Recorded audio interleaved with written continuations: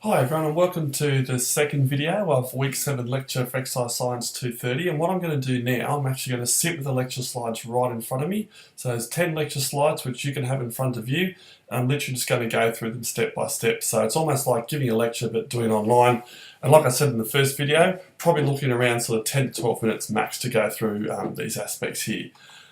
So really looking at today, learning styles and motivation. So what are the key concepts that we're trying to teach you, and how are you going to try to relate this to, I guess, your practice as a practitioner, whether it be in things like being a school teacher or a personal trainer, exercise science, testing prescription, whether it be as an exercise physiologist, working with rehab, or trying to get people, whether it be as a coach, whatever it might be.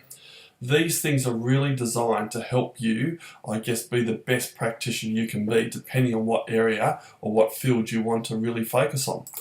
So really what it comes down to here is this. I'm on slide 2 now. So the two main objectives we've got for these particular lecture, there's only 3 altogether, but the first 2 we looked at, define what is meant by a learning style. So that's really important to say, what is a learning style itself? And what's the significance or the impact of trying to match someone's learning style with the presentation that you're trying to give. Now keep in mind, there's been heaps of research done in this area, and like most things, there's still a little bit of sort of toing and froing about what people believe. Some people still really believe strongly that people have their own unique learning style and need to teach to each of that particular style.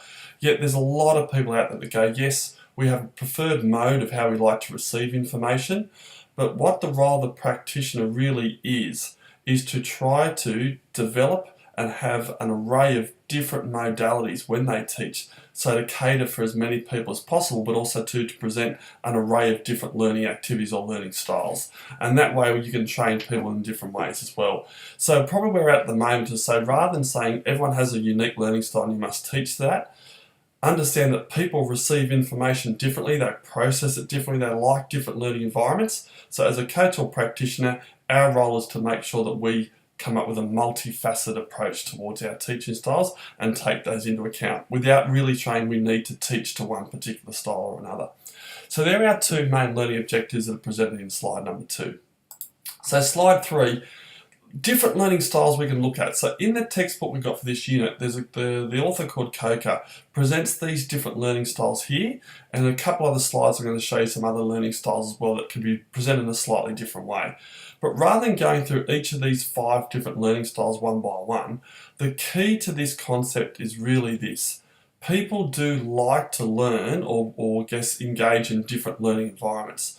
So if you look at how you instruct a learning environment, you might take into account the sound. Some people like to have music when they study or when they try to do something. Some people like perfect silence. If someone's trying to listen to some instruction, again, they like perfect silence. They don't like chit-chat because they can't really concentrate. They like it a certain way. Other people like to do it in groups. Some people like to do it on their own. Some people are suited towards individual sports. Some really like group sports and teamwork. So take that into account as well. We really have to understand too, what's people's motivation for being here.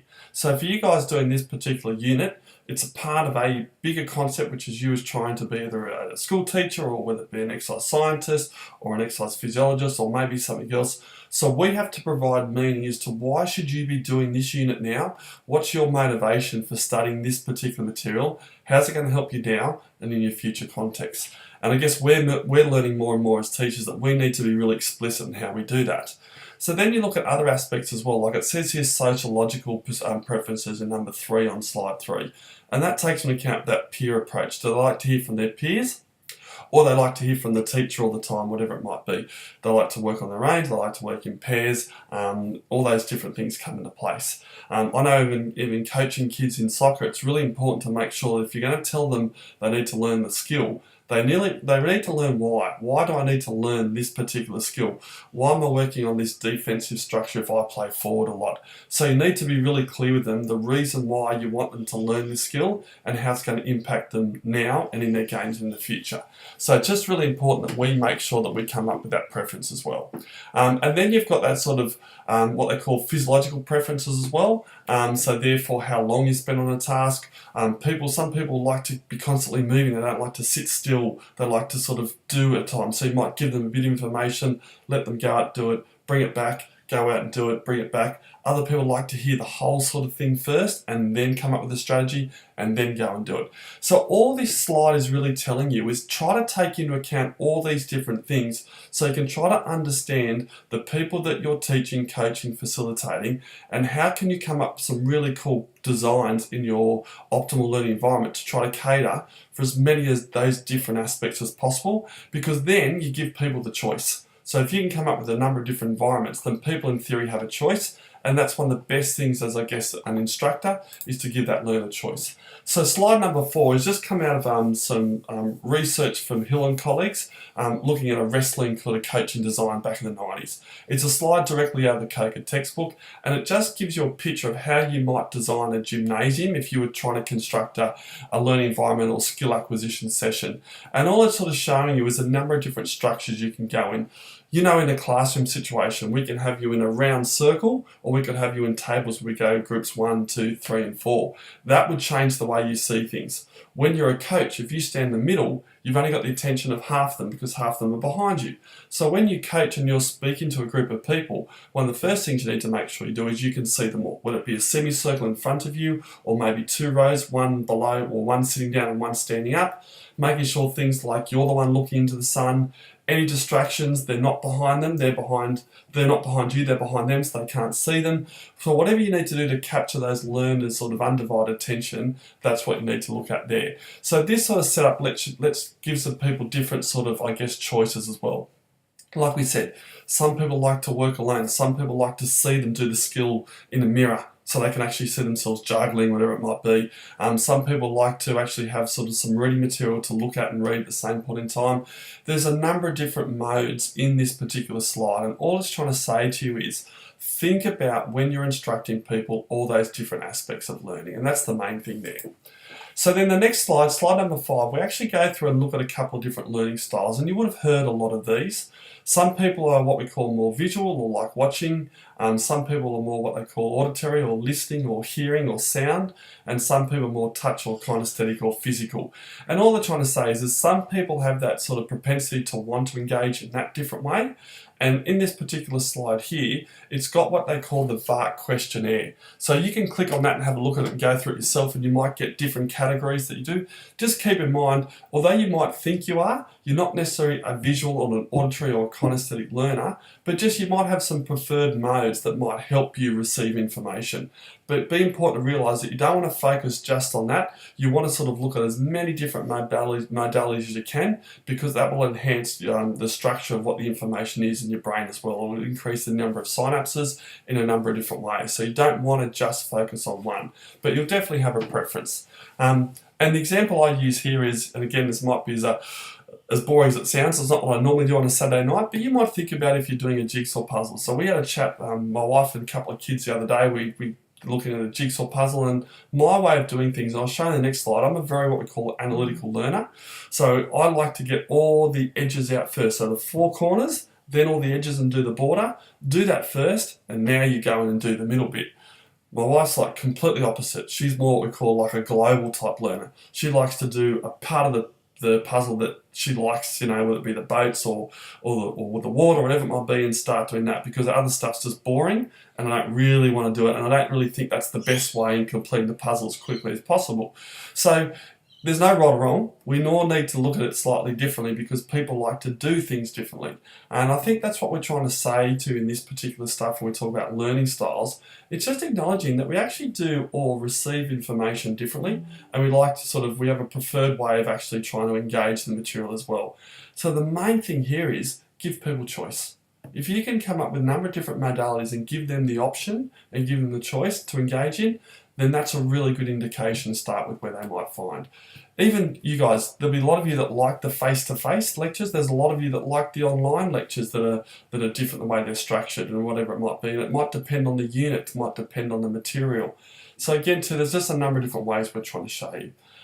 So that's that particular slide there. So the next slide we look at, which is slide number 6, we look at the learning styles here, and you can have, like I said, on the continuums, you've got more what they call global learners, which are more those dynamic learners on the left-hand side, or someone that's more an analytical learner. Like me, I'm a bit more step by step. I like to know exactly what they're asking me to do before I do it. The global learners is like, where's the big picture? And they'll go and fill in the gaps as they go along. They're a bit more, probably explore more. They're a bit more creative. They don't like rules or regulation or boundaries. They just like to have a scope they can work in, and then off they go and do it. And I know even when I'm coaching the kids, I can pick up on those kids that don't really like the rules and regulations as much. So you need to provide environments where there's certain rules, but not too many, so they've got time to create and so forth. And same thing to those that, like me, that are step by step and like our rules and like things nice and rigid. We need to learn the other way as well, because that will actually make us better at what we do if we're open up to the global sort of style of learning as well. So it's trying to get sort of that combination right. So there's your learning styles, whether it be what they call a global learner or what they call a more sort of analytical learner. Now on that slide there, it's called McCarthy style. There's another guy called Kolb, which looks at the experiential learning theory and looking at reflecting on your work, whatever it might be. There's a lot of information out here in learning styles. So this is just introducing you to it. It's by no means an exhaustive list. There's so much out there, okay? So the next slides now we look at is for the next couple of minutes of this particular recording. We're just talking about motivation as well. Now this is this slide here is the only other learning objective for this week is what is motivation and why is it a pre-instruction consideration? So we need to know what people's motivation for doing something is, and we need to tap into that as much as we possibly can. Like I said in the first sort of video, we're not necessarily the motivational experts in the school. That's definitely more a psychological process. So like I said, for you guys up in Brisbane, that would be people like John Marnie that you would have had work with before if you haven't, but that's an Exercise Science 199 and 296. And down here in Melbourne, that's definitely Elise Wilcox in 199 and 296, because they've done a lot of work on motivation and a certain way that they like to teach it. So we want to more sort of tap into that rather than trying to create something else over here. But the main thing is we need to understand is for people, what's their motivation for doing something, all right? And that's just a bit of a funny slide there on that one there. These are the motivational qualities, but the main thing we look at as well is what's the impetus behind someone wanting to learn something? That's the first thing. The second thing is motivation is the mechanism within a learner that arouses and directs his or her performance. It's dynamic, it's an ongoing changing process. So learners become motivated in different ways at different times for different reasons. So there's individual aspects to it. And motives are the needs or desires that cause learners to act, and hence, basically what we call about motivation as well. So that's what that slide is basically, just introducing the concept of motivation. In here we look at just 4 really important points. We have to make it meaningful. We need to provide that connection with the people we're working with, why we ask them to learn something. If we can't provide meaning to them, it's really hard for us to keep them motivated, right? We also need to keep in account that as they get better at something, motivation will change over time. If we construct a learning environment that's too easy, they'll get bored really quickly and they won't engage, they won't be motivated. Same thing too, if we do something that's way too hard and they can't do it, they'll get so frustrated and down that they'll lose motivation as well. So if we go back to skill classification, the Gentiles table and 1 and 2 dimensional skill classification, that's really connected here. If we come up with a really good environment that people can engage and be challenged, but also not too difficult, then motivation will be quite high. All right, so that's really important as well. It's individual. Now, meaning that for some people, they'll do it for different reasons. Some people might really like the material you're working on, or some people might want to have a career in soccer. Some kids just want to play. They don't really care, they just want to play with their mates. And you can have those same people in the team. So it's different, it's individual for each person. Motivation has a much broader context, a much deeper context that most people aren't even aware of. Most people aren't even aware of why they're doing something in the first place. So delving into that aspect as well can be quite really engaging and unique and quite fun as well.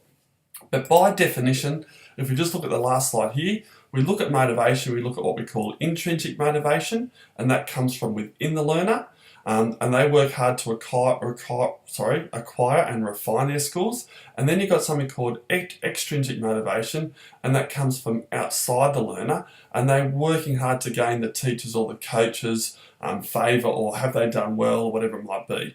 And there's a little video I've put together on the on your tile for this particular week. It's one of my favourite comedians called Will Ferrell from a movie called Kicking and Screaming. It's just all about basically a bit of a satire about how to be a really bad coach. But the scary thing is it happens in real life all the time. So we've got to make sure we're working with people that what is their both intrinsic and extrinsic motivation. We don't want them to do something just to please us. That's our own stuff. That doesn't really help them. The same thing too, we need to work out what's their intrinsic motivation for actually doing a particular thing. So again too, that's up to 15 minutes now. That's probably enough for this particular week. We could delve a lot more into this aspect of motivational learning styles, but this is mainly just touching on it before I guess you go into your skills training project, which is during week 3, and you won't look at it now because it's your third assessment task, but also we'll link into a third year unit elective in 330 where we start to look at things like decision making and other aspects as well and why people do things. So it definitely taps into that as well. But yeah, hopefully this has covered this topic well enough for you to understand those sort of basic understandings of learning styles and motivation. And if you've got any questions, feel free to email them to me. Otherwise, good luck with your exam this week. And also too, good luck with the assignment that's sort of due in at the end of week 9, which is the week after the study break. Thanks very much. Okay, cheers guys.